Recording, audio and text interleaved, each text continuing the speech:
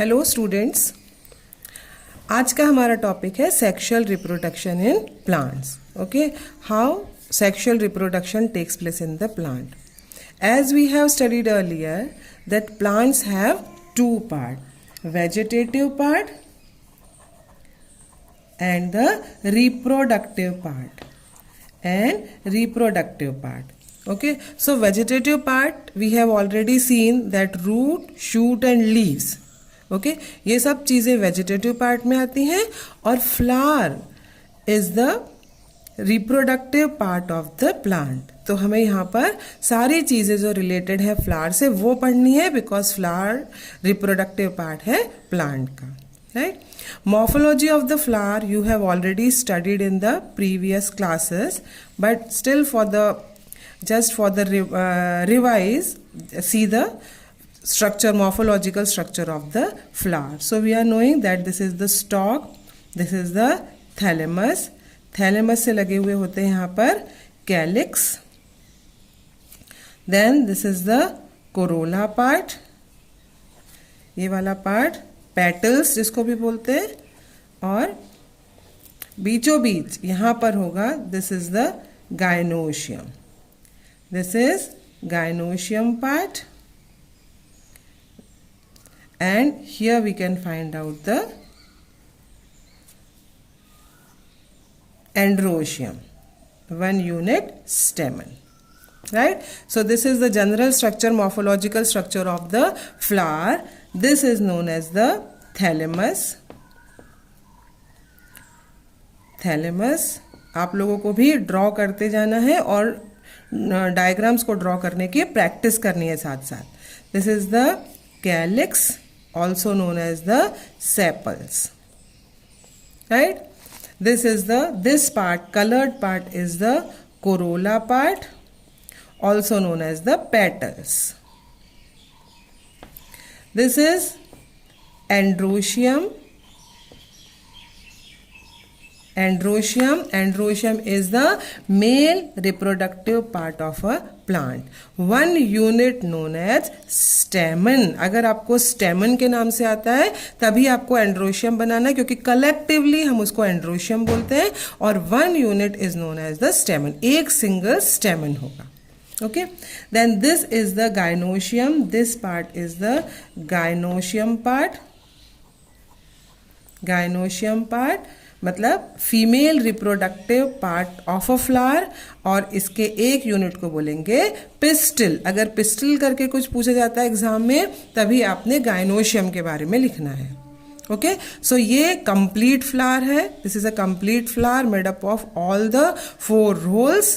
Calyx मैं आपको दिखा देती हूँ फ्लावर. ये देखिए, ये हिबिस्कस का फ्लावर है, हम उसको एक टिपिकल फ्लावर बोलते हैं. पेंटामेरस फ्लावर है. Pentamerous means all the parts, maximum parts are 5 in number. Okay, so ये हो गया स्टॉक. ये जो है नीचे वाले ये this is the bracts. These are not the calyx, these are the bracts. आपने पिछली बार मालवेसी फैमिली का फ्लावर है, आपने लास्ट ईयर सारी फैमिलीज पढ़ी हुई हैं, आपको पता है कि फैमिली का फ्लोरल फॉर्मूला कैसे बनाना है, फ्लोरल डायग्राम कैसे बनाना है, और आपने उसमें ब्रैक्ट्स पढ़ा होगा. ठीक है, तो these are the bracts, these are the calyx. ये जो पार्ट है ये वाला, ये है कैलिक्स पार्ट, उसको हम लोग सेपल भी बोलते हैं. This is the corolla part. Okay, this calyx part green in color, so provide the protection to the gynoecium and androecium as well as perform the process of photosynthesis. Right, this is the corolla part or the petals part. You are seeing, आप देख रहे हैं colored part है, तो इसका भी reproduction में use है इनडायरेक्टली. लाइक ये कलर्ड पार्ट है तो ये इंसेक्ट्स को अपनी ओर अट्रैक्ट करेगा for the process of pollination. Okay, pollination के लिए ये वाला पार्ट यूजफुल है. ठीक, उसके बाद ये वाला part, this part is the, ये आप देख रहे हैं येलो कलर के छोटे छोटे ये लगे हुए, क्योंकि आपको पता है कि मालवेसी फैमिली में इनडेफिनेट एंड्रोशियम होते हैं. ओके, सो बहुत सारे एंड्रोशियम दिखाई दे रहे हैं. एंड्रोशियम का अगर हम स्ट्रक्चर देखें तो ऐसा होगा, ये इस तरह से. ये है anther part. This is the anther part, ऊपर वाला lobed anther part. This is filament and this part is the connective. Okay, so ये जो येलो कलर का छोटा छोटा दिख रहा है, ये वाला पार्ट आपका है,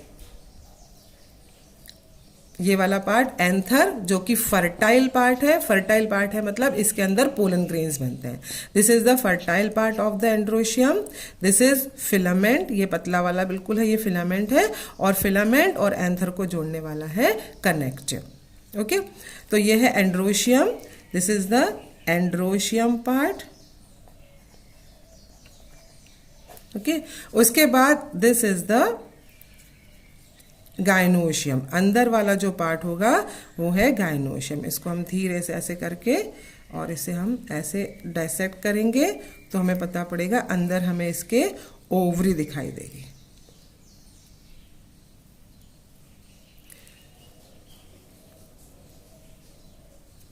okay, so this is the ovary part. This part is the ovary part and this is the corolla tube. This red is known as the corolla tube. जो आप देख रहे हैं यहाँ पर, ये वाली, ये है कोरोला ट्यूब। और इसके अंदर जो ये व्हाइट कलर का है, this white colour, this is the style. This is style. और ये व्हाइट जो मैं ये निकाल रही हूँ रेड कलर का, ये है कोरोला ट्यूब। ओके, आपने लास्ट ईयर भी इसको डिसाइड करना मैंने बताया था आपको कैसे करना है, और तो आप लोग आप इसका स्ट्रक्चर इजीली आप लोग समझ सकते हो। Okay, and this is the, these are the stigma. जो ऊपर आप रेड कलर के देख रहे हो, ये वाले, ये है stigma. 1 2 3 4 5, as I told you this is the pentamerous flower. तो 5 स्टिग्मा है। 5 stigma, they are fusing together and form 1 style. ये है 1 स्टाइल। और नीचे ये जो दिख रहा है पार्ट, ये है ओवरी पार्ट। ओके, सो ये देखिए आप, इस तरह से पार्ट है। ये वाला स्टिग्मा है ऊपर, यहाँ पर 5 स्टिग्मा आपको दिखाई दे रहे हैं, ऐसे करके ये 5 है ना। ये वाले यहाँ पर 1 2 3 4 5, और ये fuse together to form 1 style. इस तरह की जब स्ट्रक्चर होगा उसको हम बोलते हैं syngamous. Okay, syncarpal, sorry, this is the syncarpal. Carpal also stands for the androecium, sorry, carpal also stands for the gynoecium. Pistil को हम लोग कार्पल भी बोलेंगे। Carpal also the female reproductive part. तो इसे बोलते हैं सिनकार्पस। सिनकार्पस मतलब कि सारी जो पिस्टल है वो सारे, यहाँ पे सारे स्टिग्मा फ्यूज हैं, तो सिनकार्पस। और नीचे जाके ये बना रही है ओवरी। ओके, तो सिनकार्पस है ये, कार्पल सारे फ्यूज हो गए हैं, और नीचे जाके इन्होंने बना ली है ovary. Okay, so this is the इसके बीच में यहाँ पर ओवरी के अंदर होगा ovule. Okay, so this is the gynoecium part. So these are the two parts of two parts of the reproductive parts of flower. This is androecium, male reproductive part है, और this is gynoecium, female reproductive part. Okay, so हम इन दोनों parts के बारे में detail में पढ़ेंगे, because these two parts are directly related with the sexual reproduction. Okay, so as I told you, this is the androecium, this is the male reproductive part of the plant, and anther, this is the anther. Generally सारे families में anther होते हैं bilobed, dithecous. Okay, सो यहाँ पर हम लिखेंगे bilobed, मतलब कि 2 लोब है, 1 and 2, और also known as dithecous. Dithecous means 2 theca, upper 1 and lower 1। Although ये जो मालवेसी फैमिली है, इसका एंथर मोनोथेकस होता है, उसमें सिर्फ 1 थीका या 1 लोब होगा। पर other than this, most of the families, almost all of the families, they are having the bilobed dithecous anther. और ये एंथर जो पार्ट है यहाँ पर पोलन ग्रेन बनेंगे। तो इसका स्ट्रक्चर भी अकॉर्डिंगली होता है कि पोलन ग्रेन बन सके, उसको सपोर्ट करने के लिए, प्लस एंथर का डहीसेंस हो सके, ब्रेक डाउन हो सके, और पोलन ग्रेन्स बाहर आ सके। इन सब के अकॉर्डिंग स्ट्रक्चर भी एंथर का उसी तरह से होता है। So let us see the structure of the anther. Okay, as I told you, this is the bilobed structure. ऐसा ये बायलोब्ड स्ट्रक्चर है।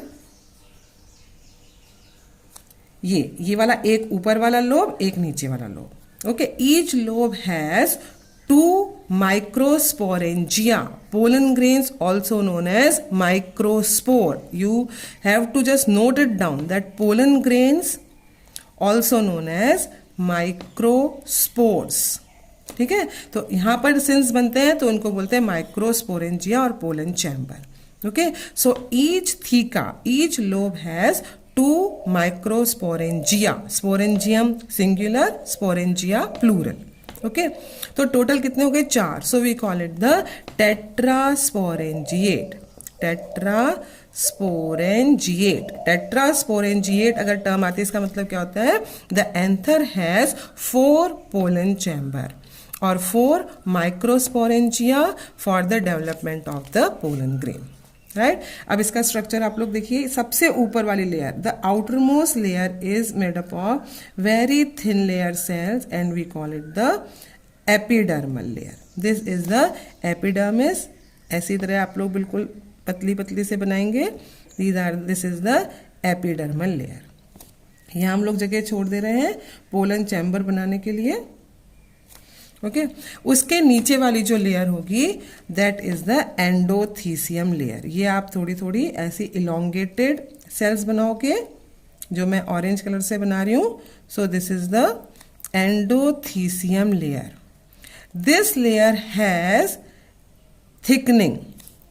Okay, this layer has the thickening. आपको इस तरह से ये ब्लैक कलर से जो मैं बना रही हूँ ऐसे आपको थिकनिंग दिखाई देंगे और आपको ये थिकनिंग जरूर से बनाने, बिकॉज जो एंडोथीसियम का कैरेक्टरिस्टिक फीचर है हाइग्रोस्कोपिक नेचर, वो इस थिकनिंग की वजह से आता है.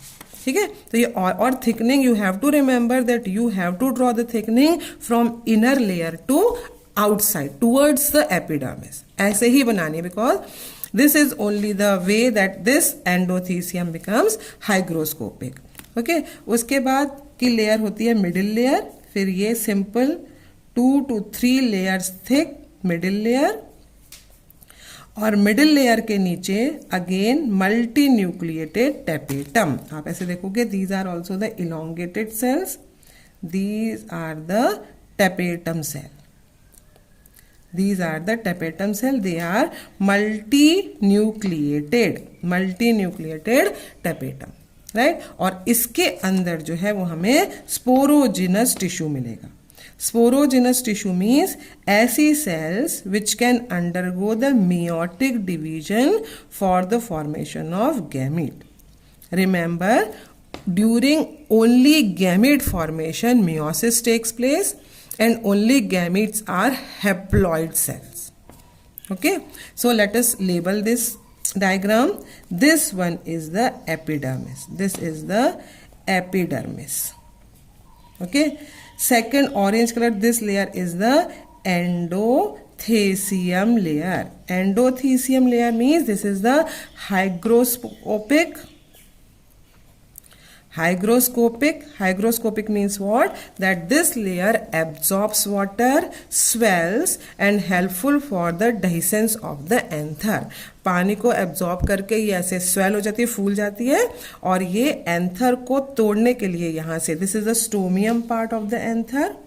This is stomium. ठीक है, दोनों लोब के बीच का जो पार्ट होता है वो स्टोमियम पार्ट होता है और इस पार्ट से ही इस पूरे एंथर का ब्रेक डाउन होता है. डेहिसेंस उसको बोलते हैं. डेहिसेंस ये भी एक टर्म है. डेहिसेंस इसको बोलेंगे हम डेहिसेंस. डेहिसेंस ऑफ एंथर मतलब एंथर का ब्रेक होना. और ये पोलन ग्रेन फिर पॉलिनेशन के लिए उनको स्टिग्मा पे जाना है, तो ये पोलन ग्रेन फ्री होते हैं स्टिग्मा पर जाने के लिए. ठीक है, तो आप देखोगे ये जब आपको ये स्ट्रक्चर चारों में बनाना होगा, but you have to remember ये एंडोथीसियम लेयर आपको यहाँ पर स्टोमियम के जस्ट नीचे नहीं बनानी है, क्योंकि स्टोमियम के जस्ट नीचे एंडोथीसियम लेयर एब्सेंट होती है. Write down all these things in your notes. You have to start making the notes. Write down these small details, because इस तरह के क्वेश्चन जरूर से बोर्ड एग्जाम में पूछे जाते हैं कई बार, और for the competitive purpose also आपको ये सारे डिटेल्स पता होने चाहिए कि endothecium is absent just below the stomium. Rather stomium की जो एपिडर्मल सेल होंगी इस तरह की वो होती है bulliform cell. Bulliform cell are the specialized and epidermal cell, ये भी आपने लास्ट ईयर पढ़ा होगा मोनोकॉट लीफ के स्ट्रक्चर में हम लोगों ने बताया था। जैसे कि ग्रास होता है कि ग्रास जो ऐसे रोल हो जाता है, उसका रीजन यही है कि उसमें उसके एपिडर्मिस में बुलीफॉर्म सेल होती है। ये सारी चीजें आपने एक बार रिवाइज कर लेनी है। ओके तो स्टोमियम में आपको बुलीफॉर्म सेल मिलेंगी, एंडोथीसियम एब्सेंट होता है, राइट तो ये हो गया एंडोथीसियम हाइग्रोस्कोपिक नेचर। उसके बाद जो मैंने ये पिंक कलर से बनाई है ये हो जाएगी मिडिल लेयर। आपको अच्छे से यहाँ पर एक स्ट्रेट लाइन में आपको लेबल करना है, ठीक है। मैं यहाँ पर थोड़ा सा रफ लेबल कर रही हूँ, लेकिन आपको एकदम एक लाइन में स्ट्रेट, अगर आप यहाँ कर रहे हो तो स्ट्रेट एक के नीचे एक आपको स्ट्रेट लाइन खींच के लेबल करना है। ओके सो ये वाली हो गई मिडिल लेयर। मिडिल लेयर का काम है प्रोटेक्शन, क्योंकि ये बहुत ही प्रेशियस जर्म प्लाज्म है, इसके लिए प्रोटेक्शन करने के लिए मिडिल लेयर। फिर से ये जो ऑरेंज कलर मैंने बनाई है ये है टेपेटम। टेपेटम जो है वो मल्टी न्यूक्लिएटेड है, आपको उसमें मेंशन करना है कि ये मल्टी न्यूक्लिएटेड है। जब आप डायग्राम बनाते हो तभी आप उसके नीचे ब्रैकेट में उसको लिख दो, उसका मेन फीचर क्या है और उसका फंक्शन, तो आपको अलग से डिस्क्राइब करने की जरूरत नहीं पड़ती है, ठीक है। जैसे आपने यहाँ हाइग्रोस्कोपिक लिख दिया, यहाँ फंक्शन भी लिख दीजिए dehiscence of the anther, simple एक लाइन में। ऐसे ही आप टेपेटम में मल्टी न्यूक्लिएटेड लिख दीजिए, उसके नीचे आप लिख सकते हो provide nutrient. Okay provide nutrient कि ये डेवलपिंग पोलन ग्रेन को न्यूट्रिएंट प्रोवाइड करता है। इस तरह से आप लिखोगे तो पूरा आपका स्ट्रक्चर सब क्लियर हो जाएगा। सबसे अंदर है ये वाला है स्पोरोजिनस टिश्यू। स्पोरोजिनस टिश्यू, जिस सर्कल में हमने स्पोरोजिनस टिश्यू बनाया है उसको हम बोलते हैं पोलन चैम्बर। ऐसे पोलन चैम्बर यहाँ चारों जगह पे होंगे और ये स्ट्रक्चर भी चारों तरफ होता है इस तरह से। ओके तो ये हो गया स्पोरोजिनस टिश्यू, ये पोलन चैम्बर है। Because these cells undergo the meiotic division, these cells would form the microspore mother cell. Microspore mother cell है ना। जब हमने कहा था आपको कि पहली जुवेनाइल फेज होती है या वेजिटेटिव फेज होती है, उसमें ये ग्रोथ हो रही होती है ना। Last lesson I told you juvenile, vegetative, mature and the senescence in case of plant. तो यहाँ पर ये जुवेनाइल पीरियड में सिर्फ बड़ा होता है। ओके जब मैचुरेशन पीरियड आती है तो इसके सेल बड़े हो जाते हैं, स्पेशलाइज हो जाते हैं और ये मियोटिक डिवीजन के लिए रेडी हो जाते हैं। तो ऐसे सेल जो मियोटिक डिवीजन के लिए रेडी हैं हम उन्हें बोलेंगे microspore mother cell. Okay these cells undergo the meiotic division and form the pollen grain. वो कैसे होता है नेक्स्ट लेसन में हम लोग पढ़ेंगे माइक्रोस्पोरोजेनेसिस, कि कैसे माइक्रोस्पोर मदर सेल। तो जब नेक्स्ट लेसन में मैं आपको माइक्रोस्पोर मदर सेल बोलूंगी तो आपको उसको इमेजिन करना है कि वो कहाँ प्रेजेंट है, क्योंकि पोलन ग्रेन जब तक 2 सेल स्टेज में है सारा डेवलपमेंट इस एंथर के अंदर ही होता रहेगा। Sometimes they ask the question in the board exam that the development of pollen grain takes place in situ और ex situ। तो आपको in situ बोलना है, अंदर, एंथर के अंदर है ना। माइक्रोस्पोर बनेगा, फिर उसका डेवलपमेंट होके पोलन ग्रेन बनेगा, फिर वो 2 सेल स्टेज में आएगा, उसके बाद डेहिसेंस होके specially in the angiosperm plant then pollen grain will move out. ठीक है तो इसके बाद हम नेक्स्ट लेसन में पढ़ेंगे माइक्रोस्पोरोजेनेसिस। लेकिन आप लोगों को, आप कई लोग मुझसे पूछ रहे हैं कि नोट्स बनाना है क्या। डेफिनेटली आपको अपने नोट्स बनाने अभी शुरू कर देने हैं साथ में, और आपको जो मैं बता रही हूँ उसके नोट्स तो बनाने ही हैं, साथ साथ आपको जो आपके एनसीईआरटी बुक में पीछे दिए हुए हैं कुछ क्वेश्चंस वो भी आपको उसको भी बनाना है। जो भी आपको नहीं समझ में आएगा आप मुझसे कमेंट बॉक्स में पूछ सकते हैं। जैसे यहाँ पर क्वेश्चन दिया है why is reproduction essential for organism, है ना। तो मैंने आपको फर्स्ट स्टार्टिंग में ही इंट्रोडक्शन में बताया है 2 रीजन। आप उसको ढूंढो, नहीं आएगा तभी मैं फिर से मुझे पूछेगा, अदरवाइज फर्स्ट लेसन में मैंने ये क्लियर किया हुआ है। फिर कुछ क्वेश्चंस बहुत ही अच्छे हैं, जैसे उन्होंने ये पूछा है कि which is better mode of reproduction, sexual और asexual? Okay, so sexual is always good because क्यों आप ऐसे बोलोगे? क्योंकि sexual में आप देख रहे हो कि जितने भी गैमीट्स हैं, ओके बहुत ही अच्छे क्वालिटी के हैं, वो सारे पेरेंट बॉडी के अंदर हैं, जितना हम चाहे उसको न्यूट्रिशन दे सकते हैं, कोई बैक्टीरियल इन्फेक्शन या कोई भी एडवर्स कंडीशन होती है एनवायरनमेंट की, उससे वो बचे रहते हैं, तो ज़्यादा जर्म प्लाज्म जो होगा वो ज़्यादा हेल्दी होगा। दूसरी बात, सेक्सुअल रिप्रोडक्शन में आपको पता है मियोसिस होता है गैमेट फॉर्मेशन के समय, उस समय क्रॉसिंग ओवर होता है, जेनेटिक मटेरियल का एक्सचेंज होता है, तो बहुत ही अच्छी वैरायटी और exchange of the characteristic features, तो हमें बहुत अच्छी वैरायटी भी मिल सकती है। तो इस तरह की सारी चीज़ें आप इसमें इनकॉर्पोरेट कर सकते हो। तो ये क्वेश्चन आंसर बहुत अच्छे दिए हुए हैं, आपको सारे सॉल्व करने हैं, जहां भी आपको प्रॉब्लम आएगी आप मुझसे पूछ सकते हैं। सिमिलरली यहाँ पर दिया हुआ है कि आपको आइडेंटिफाई करना है कौन सी सेल हैप्लॉइड है और कौन सी डिप्लॉइड है। आप सारा करके देखो, अब ओवरी है, ऑफकोर्स सारी सेल उसकी डिप्लॉइड होंगी। अगेन आई एम मेंशनिंग सिर्फ gametes. In case of angiosperm plant we are talking about, gymnosperm plant का केस अलग होगा, यहां पर हम लोग एंजियोस्पर्म प्लांट की बात कर रहे हैं। यहां पर सिर्फ गैमीट जो है, पोलन ग्रेन, एग सेल, ठीक है, ये सारे, या मेल गैमीट, ये सारे हैप्लॉइड एन होंगे। जाइगोट फिर से फ्यूजन होगा, वो फिर से डिप्लॉइड होगा। तो आप ये सारे क्वेश्चन सॉल्व करने की कोशिश करिए, अगर कोई भी प्रॉब्लम आएगी आप मुझसे फिर से पूछ सकते हैं। Thank you.